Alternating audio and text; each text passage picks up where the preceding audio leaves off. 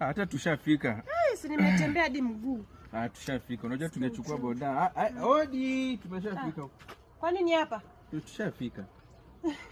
Ni hapa ama bado tunapita? Unacheka nini kwa kukejeli? Sasa mimi nakuuliza tu kama bado tunaendelea ama ni hapa. Tumefika, si hapa ndio home hata. Nipe bag yangu kwanza. Uko serious hapa ndo kwenu? Madharau ni ya nini? Hapa ni kwenu. Na si ndio nimemkuleta home at least mama atakuone. Unadanganyisha ngo nataka kunitoa kwa Jose. Kumbe hapa ndo kwenu pale Madinlo mwenye Madinlo mtarajiwa anatoka. Hapa. Wewe pia huna adabu, unanitajia jina la Jose, mtu wa Duthi mwenye amepigwa na baridi anakoa kama. Jose ni mtu wa Duthi lakini maintain. Jose amenimeje kwa kina Jose wamejenga nini?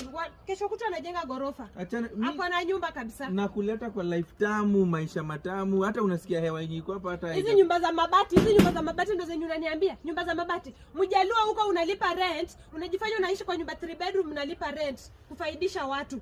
Alafu huwezi jenga ushago. Hata huwezi jengea mamako nyumba. Hii mabati wajaluo. Mama bari.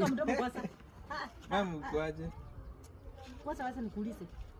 Ni round speaker mmeweka ama mko na nini?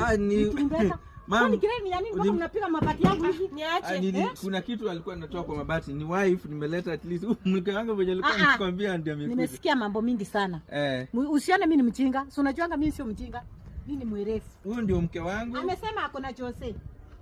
Umeenda kuleta bibi ya mtu hapa? Jose. Ama umeleta maraya kutoka kwa baba? Eti malaya. Mimi niache kwa bwanangu kwa nyumba mzuri, anaishi maisha mazuri, ati nikuja nikae kwa nyumba za mabati. Usisikie mambo ya mama. Eti malaya. Usisikie. Ngoja, usisikie mambo. Sitaki. Wajaluo mnajipendekeza mnalipa rent huko kufaidisha ma landlord na mwezi jenga nyumba. Unajua maisha kijana wako anaishi. Hizi mabati ndio kitu tunaweza niambia. Watu wanajenga gorofa. Kwanza wajaluo venye kwa mnajibeba na venye unajibeba. Ukidrive gari kumbe umeomba. Mama. Kuna dawa ya jameza.